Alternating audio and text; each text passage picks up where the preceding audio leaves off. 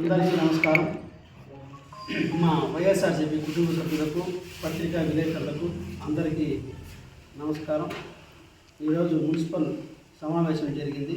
అందులో కూడా నేను గుడియాతం రోడ్లో రస్తా పరుంబోకు గురించి తహసీల్దార్ గారిని వివరణ అడగడం జరిగింది. వాళ్ళైతే రస్తా పరుంబోకులో పట్టా ఇవ్వడానికి కుదరదు, అది చల్లదని కూడా చెప్పారు. తర్వాత మా టీపీఎస్ని కూడా అడిగితే 1 సెంట్ ఇచ్చినారు అన్నారు.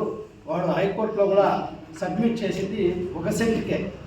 కోర్టులో కేసు వేయడం కూడా అది గతంలోనే కేసు కూడా హైకోర్టు కూడా ఏం చెప్పిందంటే, ఇతనికి అక్కడ పైప్ లైన్ ఉంది కాబట్టి ఇది రిమూవ్ చేసి అతనికి ఎక్కడైనా ఆల్టర్నేట్గా 1 సెంట్ ఇమ్మని చెప్పారు. కానీ వాడికి హైకోర్టులో వాడికి పక్క అవ్వాల. అది ఈరోజు మొన్న పలమనేరు కోర్టులో కూడా 24వ తారీఖు పలమనేరు కోర్టులో కూడా జరిగింది. అక్కడ అతనికి ఓకే అయిపోయింటే పలమనేరు కోర్టులో మొన్న వాయిదాకి ఎందుకు పోయినాడు? 24వ తారీఖు 24వ తారీఖు పలమనేరు కోర్టులో వాయిదాకు పోయినాడు అతను. ఆ రోజేమో మా ఎక్స్ఎమ్మెల్యే గారిని నాకు హైకోర్టు ఇచ్చింది, హైకోర్టులో నాకు అయిపోయింది అన్నాడు. హైకోర్టులో ఏమిచ్చింది అతనికి? హైకోర్టులో 1 వీక్లో అతనికి ఆల్టర్నేట్ అక్కడ పైప్ లైన్ ఉంది కాబట్టి అక్కడ ఇవ్వడానికి కుదరదు కాబట్టి అతనికి 1 సెంట్ ఎక్కడన్నా ఆల్టర్నేట్గా ఎక్కడైనా చూపించమని ఇచ్చింది ఆర్డర్. హైకోర్టులో అతనికి అయిపోయింది అన్నాడు. తర్వాత 24వ తారీఖు పలమనేరు కోర్టులో దాని మీదే వాయిదా ఉండింది. ఇది రస్తా పరుంబోకు ఇవ్వడానికి కుదరదు, 350 ఇది రస్తా పరుంబోకులో ఇవ్వడానికి లేదు. ఇవాళ ఇదే సబ్జెక్టు నేను మున్సిపల్ మీటింగ్లో కూడా తహసీల్దార్ గారి దగ్గర లేవనెత్తడం జరిగింది. తహసీల్దార్ గారు కూడా ఇవ్వడానికి లేదండి, అప్పుడు ఎవరో ఇచ్చినారని చెప్పారు. అక్కడ మాకు ఎవరిపైన కక్షలు కారిణ్యాలు మా ఎక్స్ఎమ్మెల్యే గారికి కానీ మాకు కానీ లేదు. కాకపోతే మున్సిపాలిటీ డెవలప్ అవుతూ ఉంది, మున్సిపాలిటీ పెరుగుతూ ఉంది. ఫ్యూచర్లో వాటర్ ప్రాబ్లం అనేది ఉండాలి. ఆ వాటర్ ప్రాబ్లం వచ్చినప్పుడు పైప్ లైన్ కంపల్సరీ యాడ్ వేయాలా.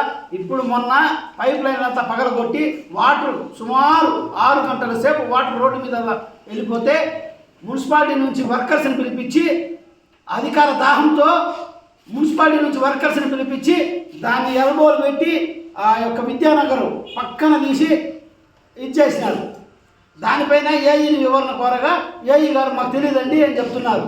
పక్క ఇప్పుడు తొమ్మిది చూస్తే కూడా నేను గతంలో దీనికి ముందు పార్టీ కంటే దానికి ముందు కౌన్సిలర్గా నేనే ఉన్నా.